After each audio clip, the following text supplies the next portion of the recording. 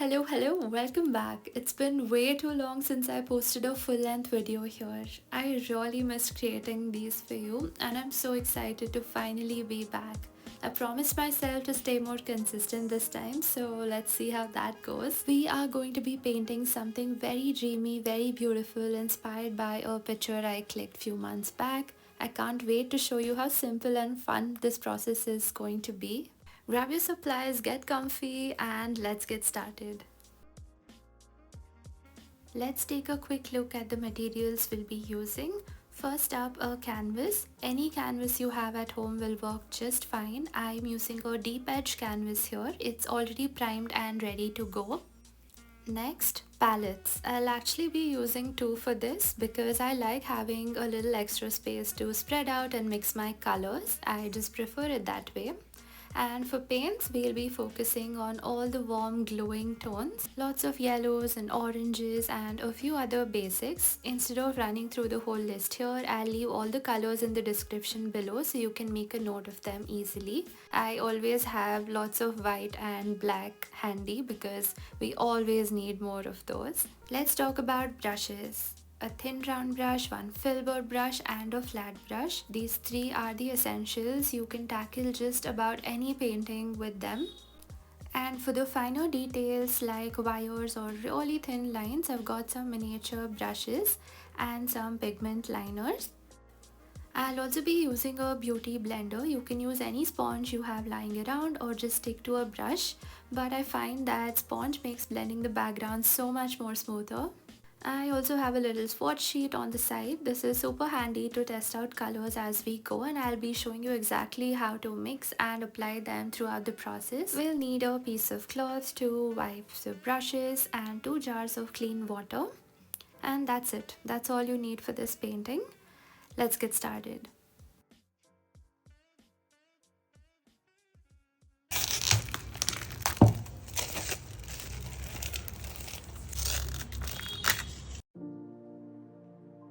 I'm spraying a little bit of water on the back of the canvas. This keeps it slightly damp, which makes blending smoother and prevents your paints from drying too fast. It's a very simple trick but very helpful when working on soft gradients and smooth backgrounds. Here's the reference image I'll be working from, and this is a recent painting I did using the same reference. A lot of you had been asking for a full tutorial on this, so today we're finally doing it. I'm swatching all the colors we'll be using. I'll leave the exact color mixes in the description so you can recreate them if you want. These are ready-made paints though, so if you have them, perfect. If not, don't worry, feel free to experiment with different ratios to get the exact shade or intensity that you like. It's always fun to play around with colors and see just how many different shades you can create on your own. I'd actually encourage you to make your own color palette maybe for the next painting and make your own realistic clouds. You don't have to follow the exact shades I'm using. Experimenting is part of the fun. I am going to start with this blue-gray tube from Liquitex. A beautiful shade. If you don't have it, you can mix white, blue and black to get something similar. I am going to take a generous amount of this on my palette because that will be our base layer. I'm now using a beauty blender sponge. It's very nice for dabbing and creating nice smooth gradients. You can also use a brush if you don't have this or any sort of sponge. I'll lightly dampen it with a bit of water. I am going to take some of this beautiful shade and start dabbing that from the corner, building up our base layer.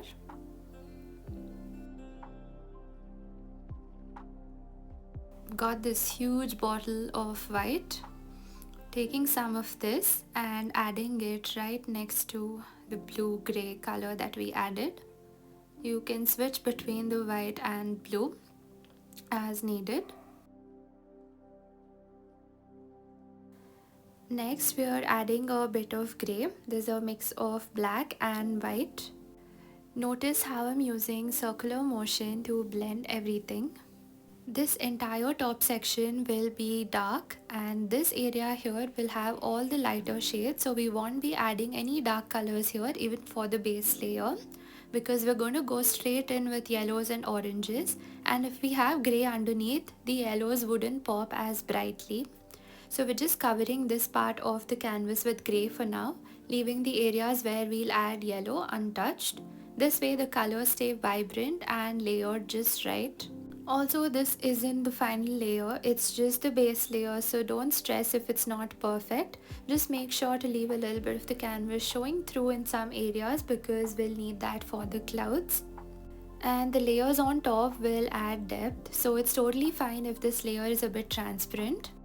I'm starting with some chrome yellow, flesh tint, light and dark orange, and using my size 6 Camel Filbert brush, I'll mix a little white with these to make the lighter shades, and once that's ready, I'm going to take this yellow and start adding the clouds.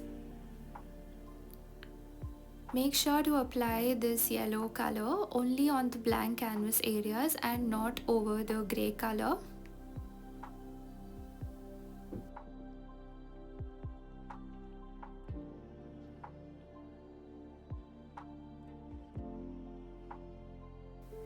With the same brush, I am going to take this flesh tint mixed with a little bit of orange and start dabbing it right next to yellow while the layer is still damp. Gradually, I'll move to darker shades as I work toward the right side and the bottom part of the clouds. This creates a very natural depth.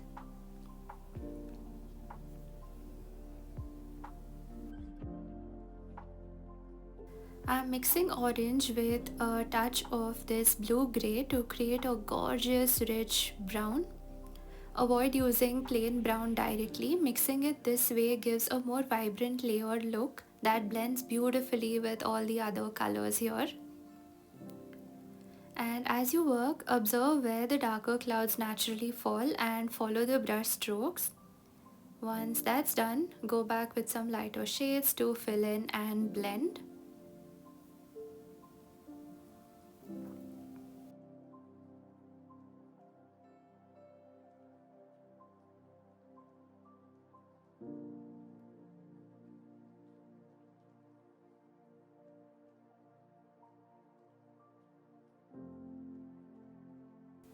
You can now use a little grey to blend the clouds with the background so there are no abrupt edges. From here, it's all about building up the layers gradually and adding colors step by step. Take your time with this part, pause the video if you need to, and just observe where each color is being applied. Layering is such a beautiful process and it's what really gives your painting that sense of depth.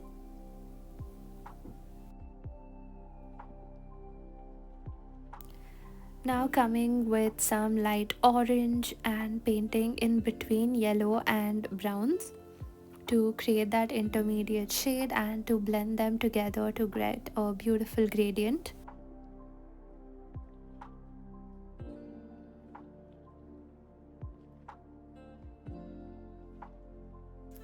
I'm coming in now with a damp blender, not too wet, just slightly damp to soften things up. Don't worry about getting the cloud shapes perfect right now, we'll be refining the edges later once the background is done. For now, just enjoy the process and let the shapes evolve naturally. Using circular motions with the same Filbert brush, I'm adding more of this blue-grey to transition from the clouds into the sky, creating a very soft, beautiful gradient. I've kept the colors pretty simple here, but honestly, the first time I painted this, I found it a little tricky to get the shades right. The good news is, it gets so much easier with practice. The more you paint, experiment with different palettes and notice how colors behave, the more natural it feels. That's why blending, swatching, and really understanding color theory is so important. I ended up learning so much when I painted this first, and this is my second time painting using the same reference image, and I feel so much more confident and I just feel like I know the colors and I know what to use in the next step. Each piece teaches you something new, and with every try, you grow a little more. Just keep at it. Practice really does make progress. Every painting has a lesson hidden in it, so don't stress if it's not perfect. Each attempt gets you closer to the result you want. I'm now using a mix of grey, a little bit of white, and just a touch of black to paint these upper areas. And here's something I'd really encourage you to do: observe clouds in real life. Don't just rely on reference images, go look outside. If you can see the sky now, then go see it. Notice the colors, how they scatter across the sky, how light and shadow create depth, and let that guide your brush strokes. This applies to everything: trees, buildings, even the way shadows fall on the ground. The more you notice these details in everyday life, the more natural your paintings will feel. And when you come across a color that catches your eye, challenge yourself, try to mix it, ask yourself, can I recreate this shade with the paints I have? You will be surprised at how much you learn and how many beautiful new colors you discover along the way. Before I started the first painting, I honestly didn't know that mixing blue, grey, and orange could create such a gorgeous shade. You'll see it in action a little later because we'll be using it a lot. It felt like I had invented a brand new color. Of course, I didn't really, but that's exactly how it felt. And honestly, little discoveries like this feel like huge achievements when you're painting. I'm now taking a damp brush and mixing some white, a little flesh tint, and some yellow to create a soft light shade. I'm using a flat brush for this and applying it to the left side, which is our lighter area, and covering it fully with these lighter tones. And as you move upward, add a touch of more flesh tint and gently paint around the clouds. It's okay to let the colors overlap a little, that blending will make it look more natural. Now let's refine the edges of the clouds a little more. I'm using a Filbert brush with a mix of yellow and white, and I'll start painting along the corners. Don't be afraid to use yellow generously. Wherever you feel it's too much, you can always layer some orange over it. Next, I'm moving in with lighter orange, applying it gradually and then shifting into darker shades.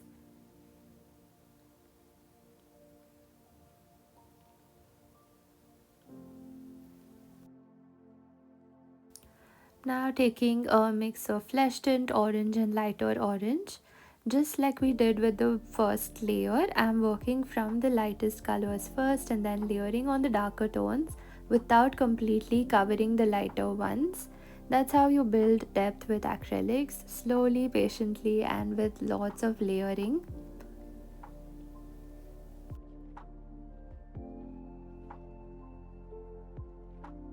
And here's my favorite part, this combination of orange with blue gray. I've completely fallen in love with this color. It gives such a dramatic effect, like when the sun hits a rainy cloud, adding so much depth and mood to the painting. It really transforms the whole piece. And to mix it, start with blue, black, and white to create a blue gray shade, and then add orange little by little. Adjust it depending on how warm or cool you want the shade to be. And once that's done, blend some pure orange into the clouds so the transition isn't abrupt. We'll follow the same process here to add some smaller clouds on the left side. You can paint along with me, I'll just keep building it as we go. I'm using a mix of greys, flesh tint, orange, and a little yellow. Take your time with the layering, don't apply too much pressure. Light, gentle strokes work best for this. Try layering yellow over flesh tint and then blending in a touch of orange. It creates this beautiful glowing shade that really brings the clouds to life. It's so beautiful how you can create your own little world with paints. You start with this blank surface and then you get to decide what it becomes. There's something so magical about that freedom. The fact that you can bring to life whatever you imagine with just your colors and brush strokes.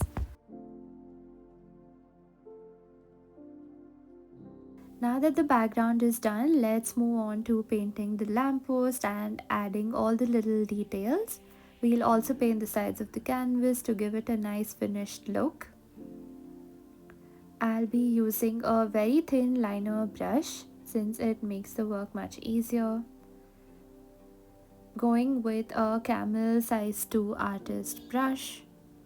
You can also use a scale for this, scale with a pigment liner, but it's better to use a brush because it will help with your hand movements.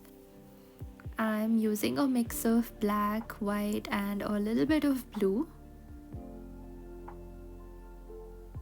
You can dilute your paint a little more to help with easier flow.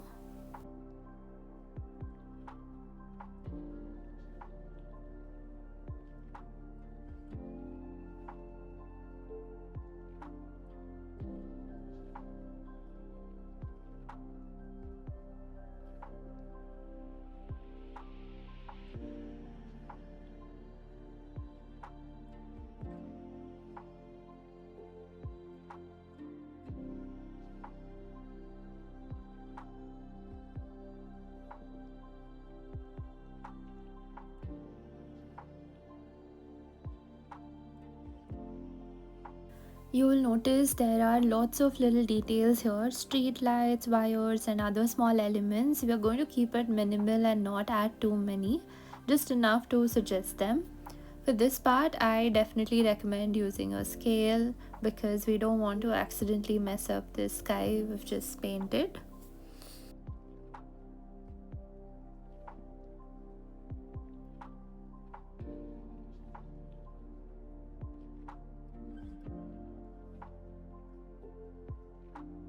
You can also use a thin liner brush for this. I am using these ones from Artify. They are really fine and give a nice clean finish, which is perfect for painting slightly thicker wires.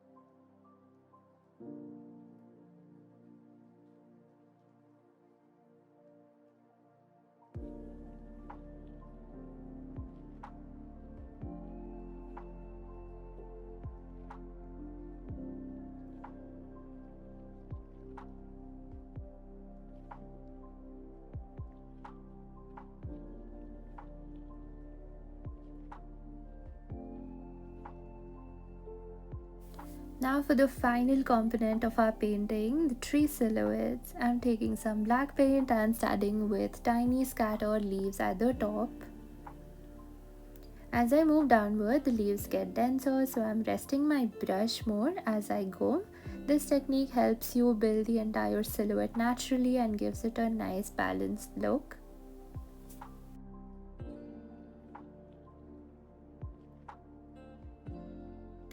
And with that, we're almost done with our painting, but not quite. We still need to paint the sides. Take your time with this part. I really enjoy extending the painting onto the sides, carrying over elements from the front. It's a small detail, but adding a little extra effort here makes the painting feel complete and polished rather than leaving the sides plain.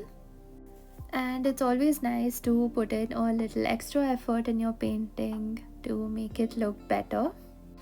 And look at that gorgeous finish.